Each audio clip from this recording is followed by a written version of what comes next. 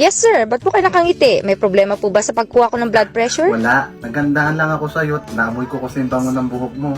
Kamusta pala yung blood pressure ko? Mataas ho eh, medyo delikado. Kasing delikado ng pambubola nyo. Huwag kang matakot dyan, malayo sa bituka yan. Ito, walang halong bola ha. Bago ko pumunta dito, matamlay at wala akong kabuhay-buhay. Pero yung nakita kita, Diyos ko, bigla ko nabuhayan. Parang pusa. Siya man buhay. Gusto mo, chicken mo rin tong pusa. Meron ho akong paghiwa dito. Hiwain na natin dibdib nyo. Parang nararamdaman ko, parang mainit ang dugo mo sa akin. Parang ayaw mo ah. Yun na nga eh. High blood na, manyak pa. Hindi ka ba nalulungkot na mawala ang pasyente, mamatay ako? Ba't naman ako malulungkot eh, mga manyak tsaka masasamang tao, mahaba ang buhay. Naku, baka mamaya magpapesta pa nga ako eh. Yan mo. Pag ako pumanaw na, wala ka nang iintindihin pa. O, edi salamat at nabawasan ng mga manyak sa mundo.